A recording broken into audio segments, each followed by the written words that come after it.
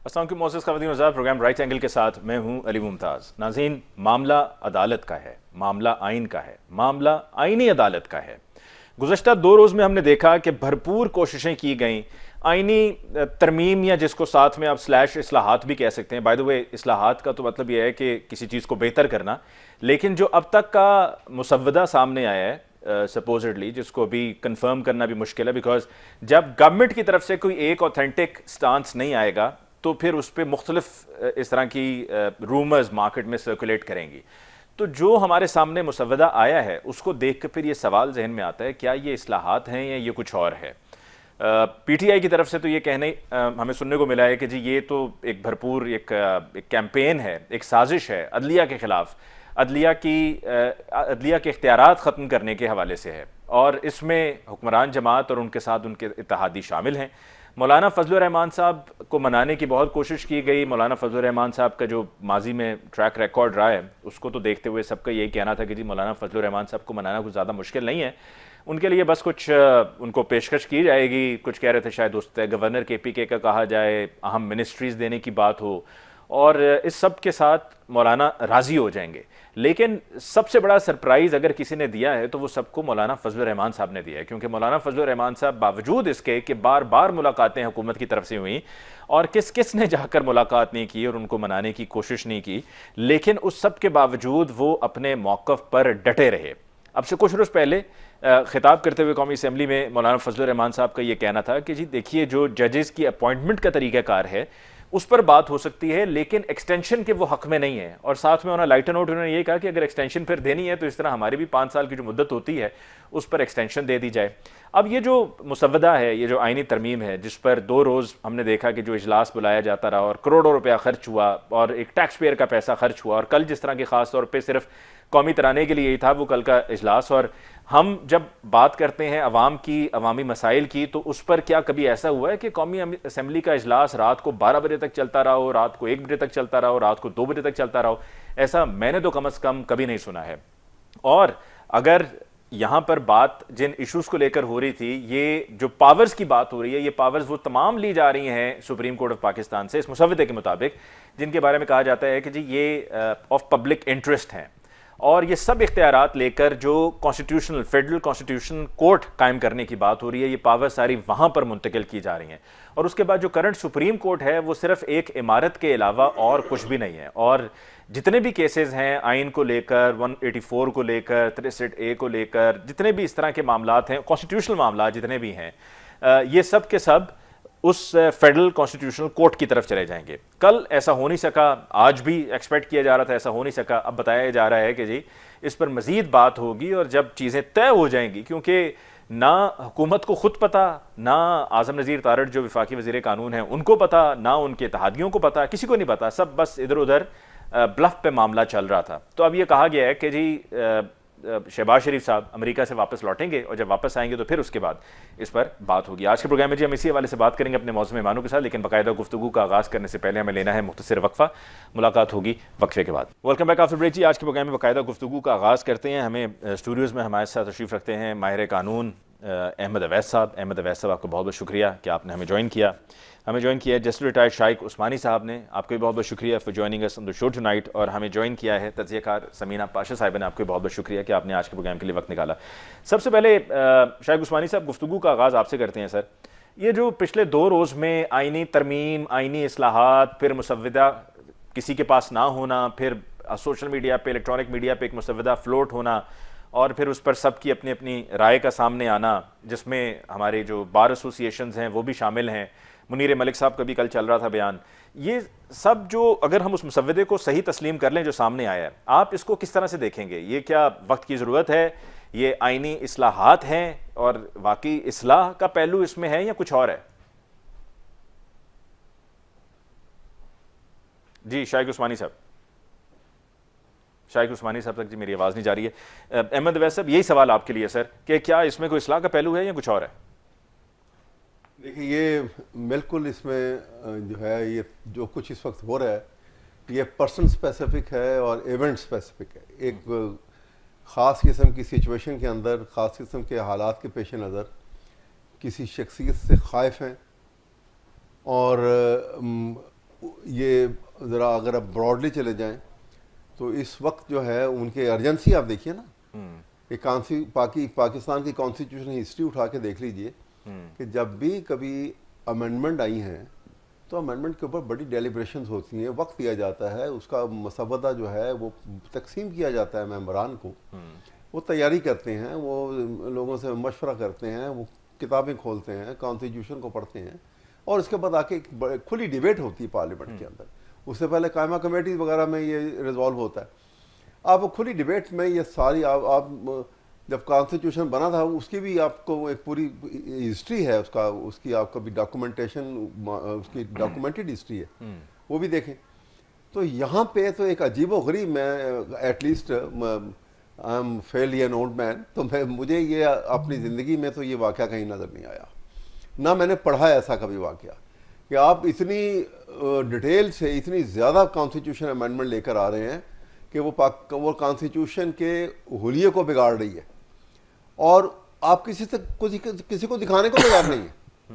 आपने छुट्टी वाला दिन जो है इस काम के लिए रखा, सबको स्टैंड बाय करके बिठाए रखा और कहा कि जी रात से दिन नहीं चढ़ेगा, बल्कि ताकीद हुई सबको कि जी कोई बाहर इस्लामाबाद से बाहर नहीं जाएगा। हाँ, बाहर नहीं जाएगा, फिर ये रात से दिन नहीं चढ़ेगा, रात ही सब कुछ होगा, कि दिन हो जाएगा तो पता नहीं क्या क़यामत आ जाएगी। और उसमें आप उस वक्त तक, यानी रात में जब ये बार बार अनाउंसमेंट आपके सामने आ रही थी कि जी ये जो आज बस ये पास हो जाएगा और आज पेश हो गया असेंबली के अंदर और हमारी ये नंबर जो है वो पूरे हैं। और उसके बाद लेकिन उस वक्त तक लॉ मिनिस्टर के अलावा जिससे पूछा गया उन्होंने कहा जी हमें तो पता ही नहीं कि है क्या। उनके हुकूमत के जो कैबिनेट मेंबर हैं वो ये कह रहे थे। लॉ मिनिस्टर को भी ये पता था, ये इतना पता था कि उसके पास है, लेकिन मेरे ख्याल में उनको उसकी डिटेल मालूम नहीं थी। ऐसा लगता है कि ये कहीं से इंपोर्ट होकर उनके पास आया और वो अभी उनको ये खुद भी इजाजत नहीं थी कि जब तक पार्लियामेंट इसको पास नहीं कर लेती आपने भी नहीं देखना, और जब एक दफा हो जाएगा तो फिर कौन किसी को पूछता है। ठीक, फिर ना आइन रहेगा बाकी, ना अदालत रहेगी बाकी कि जिसको चैलेंज करेंगे। और फिर एक नया, यानी वो कॉन्स्टिट्यूशन कोर्ट की तो ऐसे बात की जाती है एज इफ कि सुप्रीम कोर्ट और ये जुडिशरी जो अंडर द कॉन्स्टिट्यूशन जिसको थर्ड पिलर ऑफ स्टेट कहा जाता है, वो तमाम का तमाम स्ट्रक्चर रिडंडेंट है, वो उसको फारग कर दिया जाए ऑन कॉन्स्टिट्यूशन। शायद उस्मानी साहब से भी हमारा राब्ता बहाल हो गया। शायद साहब, आपको मेरी आवाज आ रही है सर? जी जी आ रही। ये बताइएगा कि आपकी नज़र में क्या यही तरीक़ाकार होता है, क्या इसी तरह से कॉन्स्टिट्यूशनल अमेंडमेंट होती है जब भी होती है, और अगर कॉन्स्टिट्यूशनल अमेंडमेंट हो रही होती है तो इसको ड्राफ्ट करने की जिम्मेदारी किसकी होती है? क्या लॉ मिनिस्टर की होती है, कमेटी बनाई जाती है? मतलब somebody has to know and somebody had to know कि ये इसमें क्या होने जा रहा है, लेकिन किसी को इल्म ही नहीं था। देखिए, कॉन्स्टिट्यूशन की अमेंडमेंट जो होती है वो कानून में चेंजेस की तरीका नहीं होती, उसका तरीका मुख्तलिफ होता है। सबसे पहली बात यह है कि कॉन्स्टिट्यूशन अमेंडमेंट में आपको 2/3 मेजॉरिटी होती है दोनों हाउसेज में, और जब तक कि आपके पास मेजॉरिटी दोनों हाउसेज में नहीं है तो आप सोच भी नहीं सकते कॉन्स्टिट्यूशन अमेंडमेंट लाएंगे। और अगर आप समझते हैं कि आपकी मेजॉरिटी हो जाएगी तो ये, चूंकि कॉन्स्टिट्यूशन अमेंडमेंट कोई आसान चीज़ नहीं होती, इसको बड़ी सोच विचार के बाद लाया जाता है सामने, और इस पर डिस्कशन होनी चाहिए और डिबेट होनी चाहिए। तो उसके बाद इस चीज़ को पार्लियामेंट के सामने बिल के तौर पे पेश किया जाता है। तो यहाँ पे तो जो हुआ है पिछले 2 दिन के अंदर, ये अजीब व गरीब चीज़ थी जो मैंने कभी पहले नहीं देखा और दुनिया के किसी मुल्क में ऐसा नहीं देखा। तो ये तो ऐसा कोशिश ऐसी हो रही थी कि सारी चीज़ें लॉ एकदम से पुश करके इसको हटा दो तरीके से 2/3 मेजॉरिटी बना करके। लेकिन वो फजल रहमान साहब चूँकि उसमें उन्होंने उससे इत्तेफाक नहीं किया, नहीं पास, वरना अगर वो करते थे शायद पास हो गया होता। तो ये ज्यादती थी मुल्क। ये अलग बात है कि जो चीजें अमेंडमेंट कराने की कोशिश कर रहे थे वो चंद चीजें उसमें ठीक थी, लेकिन ज्यादा ऐसी चीजें थी जिसको डिस्टर्ब करने की कोई जरूरत नहीं थी। ये सही थी मेरी नजर में वो कॉन्स्टिट्यूशनल कोर्ट का बनाना, क्योंकि हम ये देख रहे हैं कि पिछले 2-3 साल से हमारी कोर्ट्स, खासतौर से सुप्रीम कोर्ट, बड़ी पोलिटिसाइज हो रही है, क्योंकि उसमें बेइंतहा पॉलिटिकल केसेस आते हैं। सियासतदान के आपस में लड़ाई झगड़े होते हैं तो वो फटाफट सुप्रीम कोर्ट पे पहुंच जाते हैं और फटाफट सुप्रीम कोर्ट के अंदर केसेस लग जाते हैं और वो रिव्यूज होते रहते हैं। और जो काम है अदालतों का उसका अदालतों का काम ये होता है कि लोगों के जो डिस्प्यूट्स होते हैं उसको फाइनल फैसला दे, और उसको ताकि ऑनरशिप डिस्प्यूट होते हैं, बड़े बड़े बिल्कुल ठीक। कमर्शियल डिस्प्यूट्स होते हैं, उस पे फैसला दे। उस हमारी कोर्ट्स में सिर्फ इस पे पड़ी हुई है कि ये क्या कानून, ये आइन कैसा है, वो इसको मेंबर बनाना चाहिए, इसको यहाँ बैठना चाहिए, उसको वहाँ बैठना चाहिए। उसके लिहाज मेरे ख्याल में कॉन्स्टिट्यूशन कोर्ट बनाना तो सही था, लेकिन जिस तरीके से लाया गया है और जो टाइमिंग है वो गलत। ठीक। समीना, आपकी तरफ आते हुए, जो ये आईनी तरमीम या आईनी इस्लाहात जो होने जा रही थी और नहीं हो पाई, तो इसमें आपकी नज़र में किसकी वजह से नहीं हो पाई? क्या मौलाना फजलुर रहमान साहब रुकावट थे, इस वजह से नहीं हो सकी, या हुकूमती नालायकी की वजह से नहीं हो सकी? जी शुक्रिया आपका अली। बिल्कुल, इसकी जो अभी बात हो रही थी, जाहिर है ये लोग तो कानूनी पहलू से देख रहे हैं मामलात को और उसी तनाजुर में बता रहे हैं, चूंकि जाहिर है इनका ताल्लुक कानून से है और बड़े रिस्पेक्टेबल इनकी ओपिनियन है। लेकिन हम इसको अगर दोनों तरह से देखें, कानूनी पहलू से भी और सियासी पहलू से भी, तो ये एक बहुत बड़ी वारदात थी जो हुकूमत करना चाह रही थी और बड़ी खामोशी से करना चाह रही थी। और इनको थोड़ा सा ओवर कॉन्फिडेंस था कि जी हमारा काम हो गया है। वो जैसे पहले इन्होंने कहा था साड़ी गाल हो गई है, तो इनको ये लग रहा था कि बस जी अब हमें कह दिया गया है, तो इसका मतलब है बंदे भी खुद ही पूरे हो जाएंगे और खुद ब खुद ही सारे मामला तय हो जाएंगे।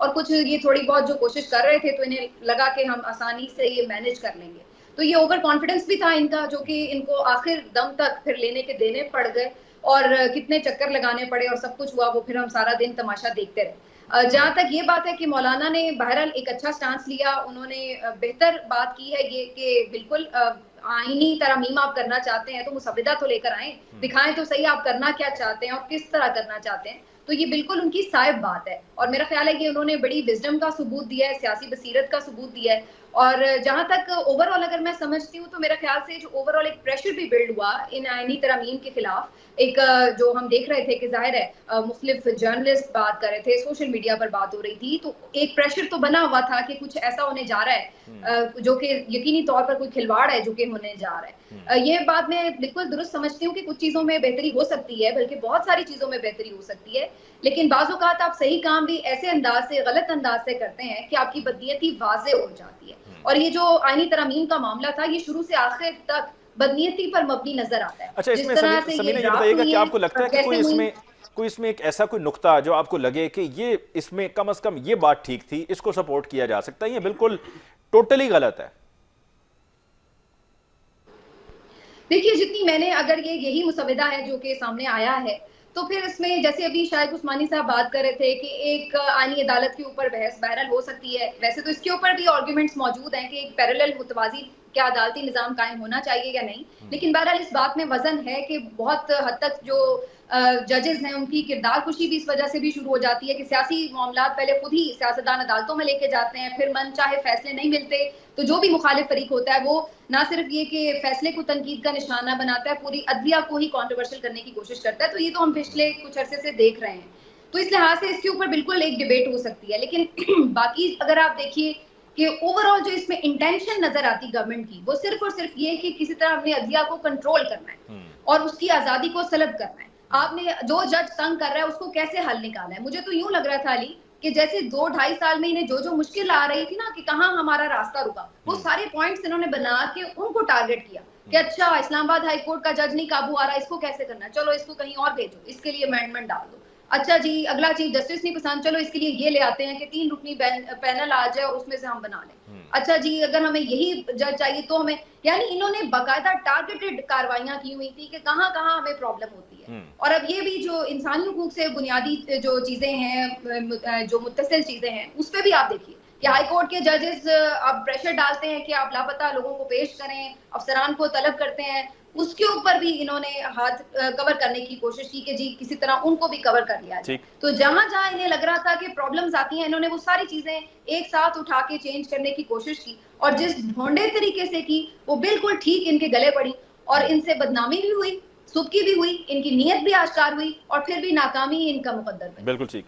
अहमद अवैस साहब, ये मामला जो है अब टला है, कुछ दिनों के लिए दोबारा फिर होगा, और अगर ये दोबारा फिर होगा तो फिर वही तरीक़ेकार मौलाना फजलुर रहमान साहब को मनाने की कोशिश की जाएगी, उधर अख्तर मेंगल साहब को भी मनाने की कोशिश की जा रही है, उनके 2 सेनेटर्स का वोट लेने की कोशिश की जा रही है, इधर PTI के भी लोग कुछ गायब हैं।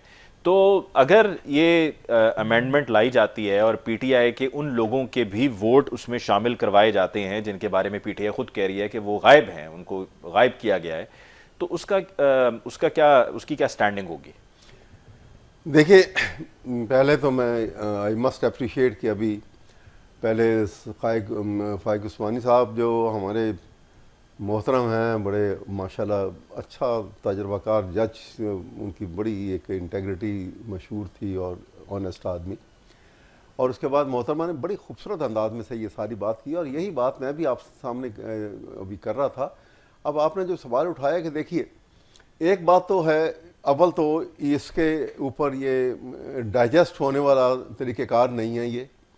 ये जिस तरह मौलाना फजलुर रहमान, आपको पता है कि पीडीएम में उनके साथ शामिल थे, इसके बावजूद उनका कल जो है इसको इसरार करना और वो जिस तरह तेज़ी से उसको पास कराना चाह रहे थे, उसके अंदर अगर रुकावट बने हैं तो वो he has shown his guts, और बड़ा मैं उनका क्रेडिबल पर्सन, और उन्होंने जो नेशनल लेवल पे जिस एक मैच्योर्ड पॉलिटिशियन के लिहाज से और उभरे हैं। तो आपको लगता है इससे अब पीटीआई के उनके साथ जो भी माजी में गिले शिकवे रहे हैं सब दूर हो गए? हाँ, कोई शक नहीं है और इसमें, लेकिन साथ ही साथ मैं अब ये एक बात कहूँगा, एक बड़ी ताकत को इग्नोर कर रहे हैं अब ये जो हुकूमत है, क्योंकि हुकूमत इस वक्त इंस्पिरेशन जो है वो इस्टेब्लिशमेंट से भी ले रही है कि जी वो हमारे साथ हैं तो हम बहुत मजबूत हैं। देखिए, मजबूत जो है ना वो पाकिस्तान की कौम है, और ये कौम जिस वक्त खड़ी हो जाएगी तो कोई ताकत रोक नहीं सकती। माजी में भी आपने देख लिया, आपने भुट्टो साहब के हंगामे भी देखे, उससे पहले आपने अयूब खान के खिलाफ फौज के कमांडर इन चीफ थे, फील्ड मार्शल थे, लेकिन जब कौम खड़ी हो गई तो वो जिस तरह बकौल, मामला तो इंडिपेंडेंस ऑफ जुडिशरी का है, तो लॉयर्स की तरफ से हम क्या, मैं यही आपसे कहने लगा हूं कि लॉयर्स जो हैं वो पूरे पाकिस्तान की लीगल फ्रेटर्निटी बिल्कुल तैयार है। डिवाइडेड नहीं है? नहीं डिवाइडेड है, मतलब एहसन भून ग्रुप और ये ग्रुप तो जब लॉयर्स मूवमेंट चली थी उस वक्त भी खिलाफ था, उस वक्त भी ये ग्रुप जो है ये बाकायदा तौर के ऊपर अपोज कर रहे थे, लेकिन वो उतने ही थे जितने अपोज कर रहे थे। लॉयर्स तमाम के तमाम खुल के इसमें आ गए थे, क्योंकि यहां पर भी ये सूरत हाल है। उसकी वजह ये है कि अगर आप जुडिशरी को कमजोर कर देते हैं, अगर सुप्रीम कोर्ट को ऊपर एक हुकूमत का थम जो है उसके ऊपर आ जाता है और वो उसको कंट्रोल कर रहा है, तो इसका मतलब है कि इंडिपेंडेंस ऑफ जुडिशरी खत्म हो गई, और इंडिपेंडेंस जुडिशरी खत्म हुई तो बेसिक स्ट्रक्चर ऑफ कॉन्स्टिट्यूशन जो है वो जाता रहा। अब वो गया अगर, तो इसका मतलब है कि वो जो 3 पिलर ऑफ स्टेट हैं, तो ये जुडिशरी का सबसे इंपॉर्टेंट पिलर जो है वो रिडेंडेंट हो गया, और 2 ऊपर पिलर्स के ऊपर ये इमारत खड़ी नहीं हो सकती। और एक दूसरी बात ये कि अगर इंडिपेंडेंट जुडिशरी और सुप्रीम कोर्ट और अदालतें इसी अंदाज में, इसी इंडिपेंडेंट शक्ल के अंदर मौजूद हैं, तो लीगल प्रोफेशन है। अगर ये इस शक्ल में मौजूद नहीं है तो फिर यहाँ पे नेकेड डेस्पोटिज्म है।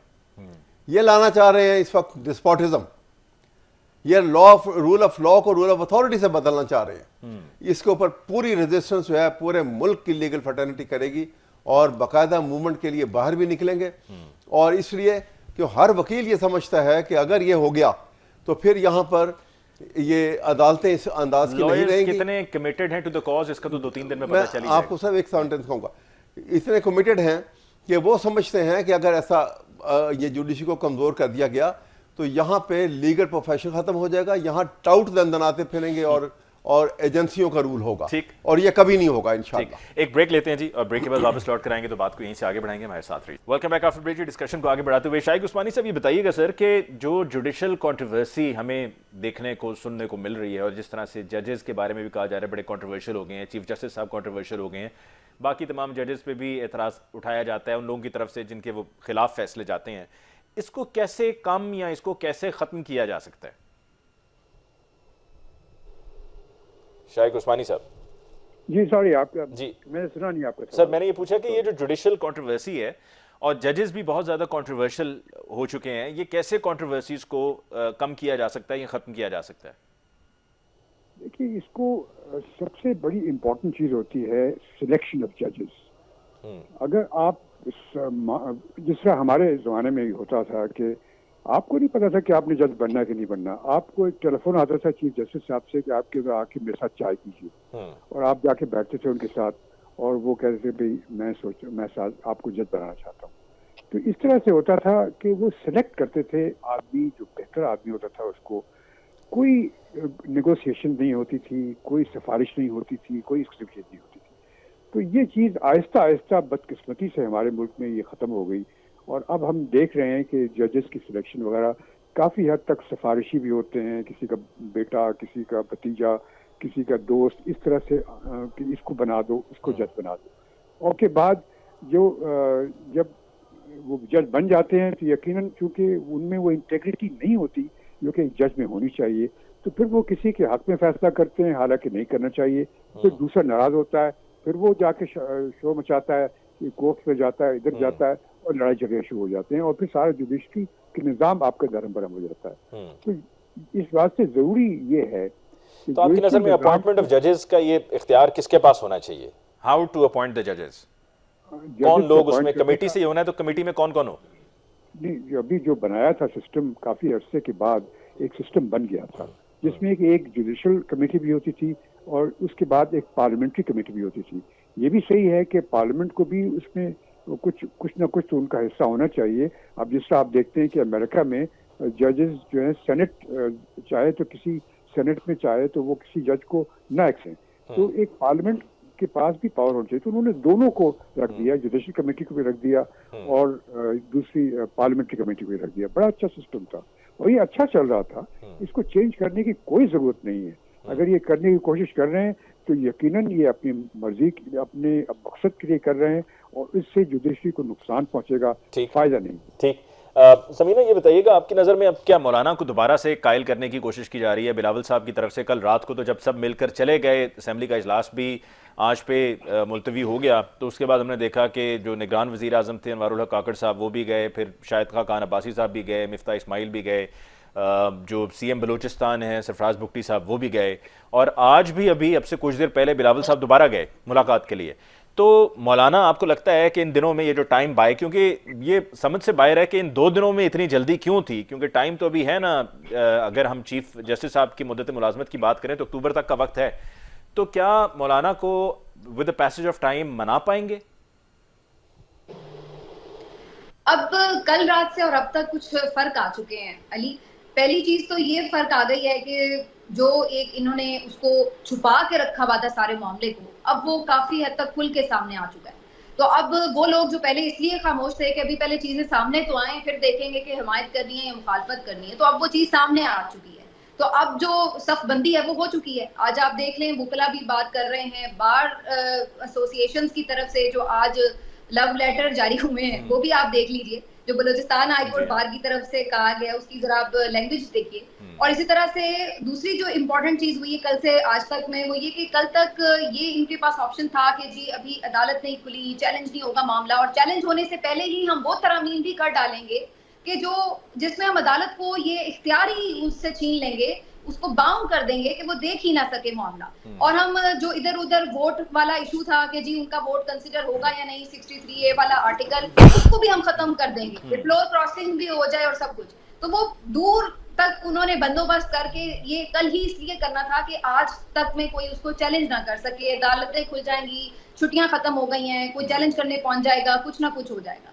अब 2-3 चीजें फर्क आ चुकी हैं। और तीसरी चीज ये कि अब रिएक्शन खुल के सामने आ चुका है। आज जो अदालत की कम्युनिटी है उसकी तरफ से भी, और यानी जो लॉयर्स कम्युनिटी है उसकी तरफ से भी, सहाफियों की तरफ से भी अब खुल के बात हो चुकी है। तो अब मौलाना के लिए इतना आसान नहीं है कि वो चीज जिसने उन्हें एकदम इतना हीरो बना दिया है और हर कोई उनकी तारीफ भी कर रहा है, विजडम को सलाम भी पेश कर रहा है, तो अब वो बेवकूफ है कि वो सारा कुछ एक तरफ रख के और कहें कि हाँ जी अब हमें एज इट इज कबूल है। तो एज इट इज तो अब ये नहीं होने लगी तरामीम। बाकी हुकूमत कोशिश जरूर करती रहेगी और उसमें अगर बहुत सारी अमेंडमेंट्स के साथ कुछ थोड़ी बहुत इत्तेफाकी राय पेश करके उसको करने की कोशिश की गई तो ये बहुत टाइम टेकिंग होगा। और इस दौरान वो टाइम गुजर जाएगा जिसमें कादी फायज ईसा साहब की जगह किसी और को इन्हें तैनात करना पड़ेगा।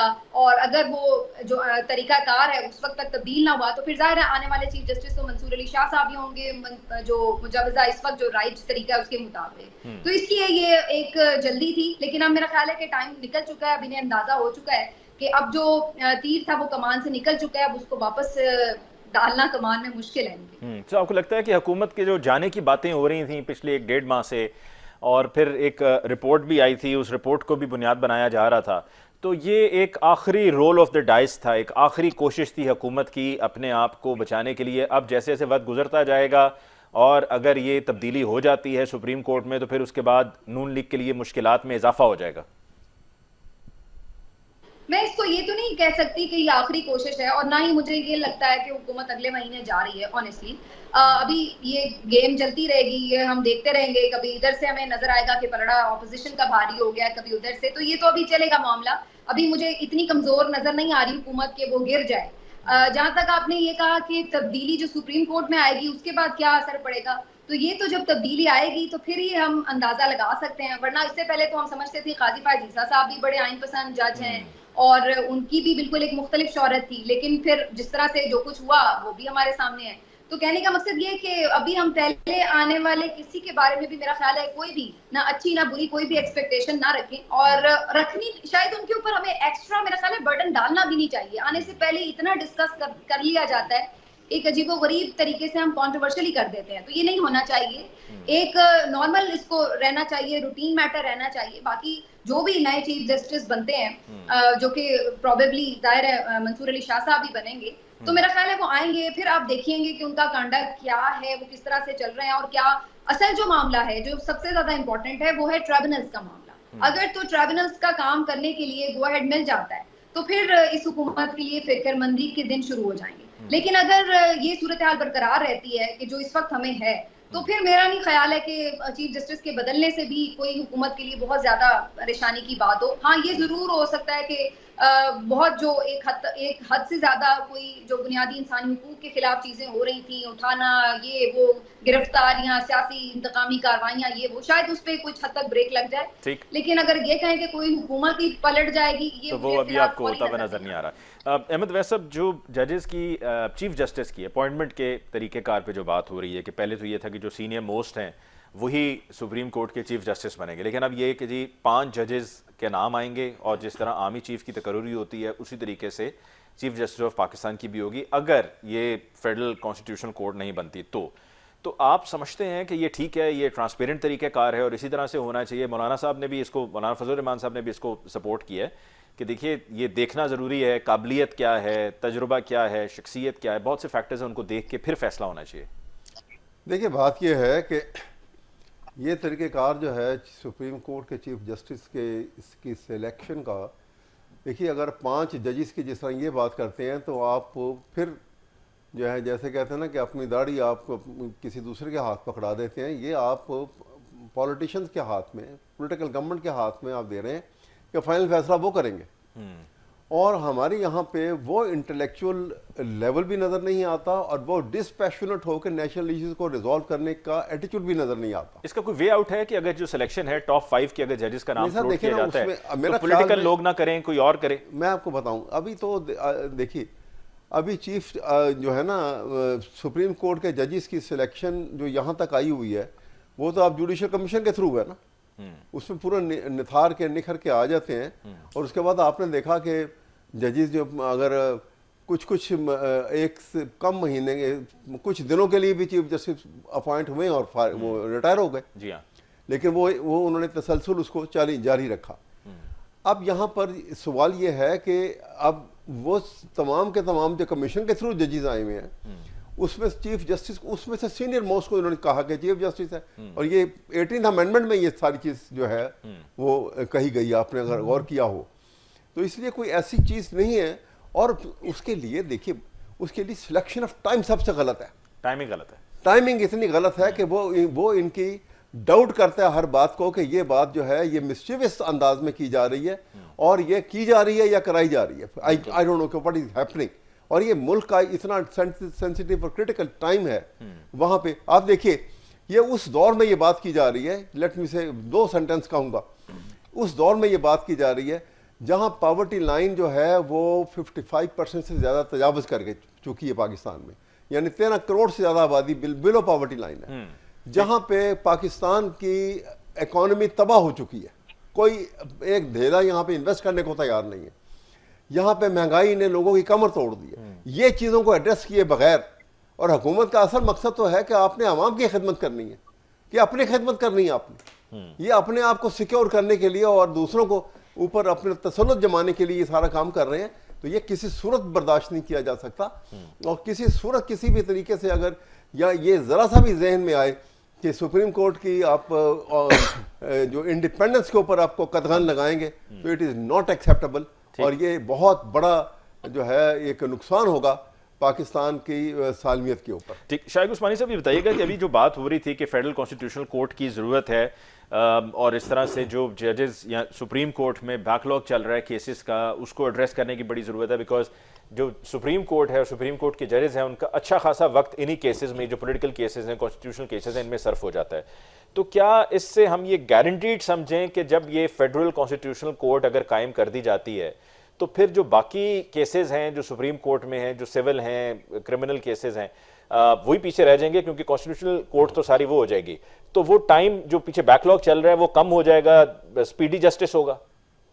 जी जी, मेरे ख्याल में काफी फर्क पड़ेगा इससे, क्योंकि जो हम देख रहे हैं पिछले 30-40 साल से, जो सियासी केसेस इतने ज्यादा शुरू हो गए हैं अब सुप्रीम कोर्ट के पास, और फिर सियासी लोग फिर जोर लगाते हैं कि उनके केस पहले सुने जाएं, और वो आज फाइल करते हैं पिटिशन, दूसरे दिन लग जाती है पिटिशन, और फिर फैसले भी हो जाते हैं।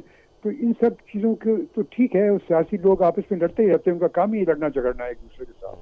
यहाँ पे बेसिक देखिए, जो जुडिशियल सिस्टम आया था, अदालती सिस्टम, वो इस वजह से आया था कि लोग एक दूसरे को, जब उनके खिलाफ कोई डिस्प्यूट होता है तो उसको कत्लो गारत ना करें, लड़ाई झगड़े ना करें, बल्कि एक जज के सामने जाएं और जज उनका फैसला करे। तो जब वो जज फैसला करने के लिए है ही नहीं और ना फैसला करता है, आप देखिए एक एक कोर्ट में 20-20 साल चलते हैं केस।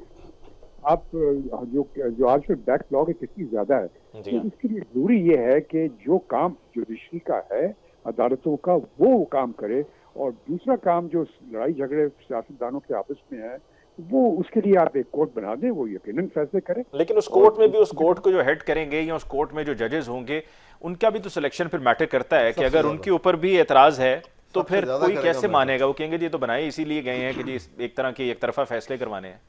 नहीं, उसके भी तरीका है कि मसलन सुप्रीम कोर्ट के जजेस जो हैं अभी, वो अगर 65 साल में रिटायर होते हैं तो आप उनको बना दें 1-2 साल के लिए कॉन्स्टिट्यूशनल कोर्ट में डाल दें, जजेस तो वही होंगे। ये है कि वो दूसरा काम करेंगे, इस काम में अपना जो सुप्रीम कोर्ट अपना काम करे। तो ये हमारे लिए काजी फाइज ईसा साहब कितने ज़रूरी हैं? मतलब ये सब कुछ जब हो रहा है तो ये पहली मरतबा होने जा रहा है कि तरीक़ाकार भी बदला जाएगा, मुद्दत जो है मुलाजमत की उसमें भी तोसी होगी, ये सब उस वक्त हो रहा है कि जब चीफ जस्टिस काजी फाइज ईसा साहब हैं। सो हमारे लिए कितने ज़रूरी हैं चीफ जस्टिस साहब? मतलब हमारे पास और क्या नहीं है जजेस, ऐसे कॉम्पिटेंट जजेस के जो चला सकें कोर्ट्स को? नहीं, ये तो फाइज ईसा साहब तो अगले महीने रिटायर हो जाएंगे, अगर हुए तो। नहीं, वो यकीनन रिटायर, उन्होंने कह दिया, ऑलरेडी कह दिया है कि वो एक्सटेंशन नहीं कबूल करेंगे, उन्होंने कह दिया। और वो अभी भी जो 65 एज बढ़ा रहे थे वो तो हटा दी ना, उन्होंने निकाल दिया वो 65 की, अब 65 रहेगी उम्र, तो वो 65 में वो रिटायर हो जाएंगे। ठीक, आपकी नज़र में ये कि वो आप कंटिन्यू नहीं करेंगे क्योंकि ये जो बीच में नुकता था निकाल लिया गया, लेकिन उनको वहाँ एडजस्ट कर लिया जाएगा फेडरल कॉन्स्टिट्यूशनल कोर्ट में अगर कायम होती लगा रहे हैं जी, वहाँ पर उनको एडजस्ट कर दिया जाएगा। पब्लिक को तो कोई नुकसान नहीं होगा। ठीक, लेकिन पब्लिक को क्या फायदा अभी हो रहा है? जो कल और परसों ये जो आइन तरमीम करने की कोशिश की जा रही थी, पब्लिक का इसमें क्या फायदा है? पब्लिक को क्या हासिल हो रहा है? मैंने पहले भी आपसे कह दिया था कि कोई जरूरत नहीं थी इन अमेंडमेंट्स की, सिर्फ जो एक चीज चाहिए थी, फेडरल कोर्ट होनी चाहिए, कॉन्स्टिट्यूशनल कोर्ट, उसकी जरूरत थी। वो भी उसकी कोई अशद जरूरत नहीं थी कि आज ही करना था, वो किसी और मौके पे कर सकते थे। ये टाइमिंग इतनी गलत है, जबकि इतना अफरा तफरी है मुल्क के अंदर, हर एक किस्म की अफरा तफरी है और वो पोलराइजेशन बेइंतहा है। इस जमाने में इस किस्म की अमेंडमेंट लेके आना, कंट्रोवर्शियल अमेंडमेंट लेके आना यकीनन गलत है, और ये अपनी मकसद के लिए कर रहे हैं। ठीक, अब एक जी ब्रेक लेते हैं इस मौके पे, और ब्रेक के बाद जब वापस आएंगे तो will continue with the discussion हमारे। Welcome back after break. Discussion को आगे बढ़ाते हुए समीना, आपने आई बिलीव एक ट्वीट भी किया और आपने उस ट्वीट में ये कहा कि ये जो कल और परसों के 2 दिन की डेवलपमेंट्स थी, इन डेवलपमेंट्स को देखते हुए PTI को इस बात पर यकीन हो गया होगा, एहसास हो गया होगा कि जो 2022 में उन्होंने असेंबलियों से इस्तीफे दिए थे वो गलत दिए थे, उनको नहीं देने चाहिए थे। अब पीटीआई आपकी नज़र में कोई अब भी गलती कर रही है, या पीटीआई अभी मतलब अब जिस तरह की सियासत कर रही है ये सियासत का ये तरीक़ाकार ठीक है? और दूसरा ये कि जो स्ट्रीट पावर है और जो ऑन स्ट्रीट एहतजाज की बात है, क्या आपको लगता है कि पीटीआई उसको कामयाब बना पाएगी? बिकॉज अब तक तो उनको ये 9 मई के बाद से इस तरह से कोई सड़कों पर एहतजाज वगैरह जलसे कर लिए एक दो, लेकिन उसके अलावा सड़कों पर एहतजाज नहीं करने दिया गया। एक दो जुमले मैं कहूंगी। जो चीफ जस्टिस की अपॉइंटमेंट की बात हो रही थी कि जी मेरिट को देखना चाहिए, अपॉइंटमेंट सीनियर मोस्ट की ना भी हो तो कोई फर्क नहीं पड़ता। तो भाई जो बंदा चीफ जस्टिस नहीं बन सकता है तो इसका मतलब है फिर तो उसे सुप्रीम कोर्ट का जज भी नहीं होना चाहिए। अगर उसमें ऐसी कोई कम काबिलियत है या वो कोई इसमें कोई प्रॉब्लम है किसी किस्म का, तो फिर तो उसको चीफ जस्टिस क्या, फिर तो जस्टिस ही नहीं होना चाहिए, पहली चीज। दूसरी चीज ये कि ये काबिलियत फिर जज कौन करेगा? ये वाले हमारे प्राइम मिनिस्टर जिनके ऊपर खुद फर्दे जुर्म आयद हो रही होती है और अगले दिन ये लोग आके प्राइम मिनिस्टर बन जाते हैं। कौन सा हमारा ऐसा प्राइम मिनिस्टर होता है जिसके ऊपर केसेस ना हो? और ऐसे लोग जिनके ऊपर अपने ऊपर केसेस हैं वो आके सिलेक्ट करेंगे कि जी हाँ जी कौन चीफ जस्टिस बनेगा ताकि मेरे केसेस को हाथ ना लगाए। तो देखिए, हमें जो भी अमेंडमेंट्स करनी है या जो भी तरीकाकार अपनाने हैं, हमने जिस सोसाइटी में हम रहते हैं और जिस सिस्टम में हम रहते हैं उसको हम देख के ही बना सकते हैं। उसके साथ उसके बगैर आइसोलेशन में तो बन नहीं सकते। जहां तक आपने मेरे ट्वीट का जिक्र किया, मैं ये नहीं समझती कि वो कोई ऐसी चीज थी कि कोई गैर आईनी काम था या गलत था। बिल्कुल इस्तीफा देना एक ऑप्शन होता है और आमतौर पर जो महज़ब मुल्क हैं जहां पर अखलाकियात कोई मानी रखते हैं, जहां पर कवानीन कोई मानी रखते हैं, तो वहां पर ये एक बहुत बड़ा दबाव का हथियार हुआ करता है कि भाई आप सिस्टम से इतने नाला हो गए कि आप इतनी बड़ी तादाद में रिजाइन करके चले गए। तो जो महज़ब माशरे हैं वहां तो ये बहुत जबरदस्त यूजफुल हथियार होता है। गलती इमरान खान साहब से ये हुई कि वो इस गलत फहमी में रहे कि ये महज़ब माशरा है और वो ये समझने लगे कि यहाँ पर आइन और कानून के मुताबिक अमल होगा, अगर इतने बड़े इस्तीफे होंगे तो ये एक क्राइसिस बनेगा और इलेक्शन की तरफ सूरत हाल जाएगी। तो ये उनकी मिसकैलकुलेशन जरूर थी, क्योंकि उन्होंने एक्सपेक्ट ये किया कि आइन शिकनियां नहीं होंगी, उन्होंने ये एक्सपेक्ट किया कि शायद रूल ऑफ लॉ के मुताबिक काम चलेगा, लेकिन ऐसा होना नहीं था। हाँ, अगर अब उसको पॉलिटिकली आप देखें तो यस, अगर वो पार्लियामान में रहते तो शायद ज्यादा टफ टाइम दे पाते हुकूमत को। आज तो इतनी तादाद भी नहीं है उनकी जितनी उस वक्त थी। इसके बावजूद एक बहरहाल बड़ी अमेंडमेंट रोकने में ये लोग आज कामयाब हुए हैं। आज ये कितनी अच्छी सियासत कर रहे हैं। देखिए, सियासत कोई भी सियासी जमात हो, वो गलतियां भी करती है, वो अच्छे काम भी करती है, वो बुरे भी मूव्स ले लेती है। तो इस वक्त भी बहुत सारी डे टू डे चीजों के ऊपर पीटीआई पे तनकीद भी बहुत हो रही होती है कि ये गलत किया, ये ठीक किया, बहुत सारी जगहों पे तारीफ भी हो रही होती है। लेकिन असल जो चीज है कि बहरहाल वो एक नजरिए के साथ अगर खड़े हैं फिलहाल तक तो खड़े हैं। बाकी अच्छा, गलतियों की बात करते हुए अभी गलतियों की बात करते हुए जो अली अमीन गंडापुर साहब ने जलसे में 8 सितंबर को जलसे में उन्होंने जो तकरीर की थी, फिर उसके बाद एक फॉलो अप भी बयान उनका आया है और बानी पीटीआई ने भी उसके ऊपर उसको इंडोर्स किया और फिर मीडिया ने अभी पिछले दिन एक प्रेस कॉन्फ्रेंस थी, सलमान अकरम राजा साहब भी मौजूद थे, उसका बॉयकॉट किया। मीडिया के किरदार को आप किस तरह से देखते हैं? देखिए, मैं तो बिल्कुल भी नहीं समझती कि ये कोई ऐसी चीज थी जिसके ऊपर इतना रिएक्ट कर रहा है मीडिया। अली अमीन गंडापुर साहब ने भी जो बात की थी वो तमाम सहाफियों के लिए नहीं थी और अगर मेरे लिए वो बात नहीं थी तो मुझे बुरी नहीं लगी, और अगर वो मेरे लिए थी और मैं वाकई ऐसा कर रही हूँ तो फिर तो मुझे और भी बुरा नहीं लगना चाहिए। तो मेरे ख्याल से हम सहाफियों को अब ये ओपनली मानना चाहिए कि हमारे यहाँ बहुत सारे ऐसे लोग हैं जो सहाफत नहीं कर रहे, जो किस तरह से कर रहे हैं वो खुद भी एक्सप्लेन कर चुके हैं अपनी पोजीशन। तो बिल्कुल हमें खुद भी पता है कि ऐसे लोग कौन हैं जो व्हाट्सएप सहाफत करते हैं, जो किस तरह से आगे शाह से ज्यादा शाह के वफादार नजर आ रहे होते हैं। तो वो सब चीजें हैं। मैं आपसे थोड़ा सा उस चीज के ऊपर बात करी थी कि जो कंटिन्यूटी है, जो मैं अभी लास्ट बात करी थी कि गलतियां या स्ट्रेटजी में ऊंच नीच हो सकती है।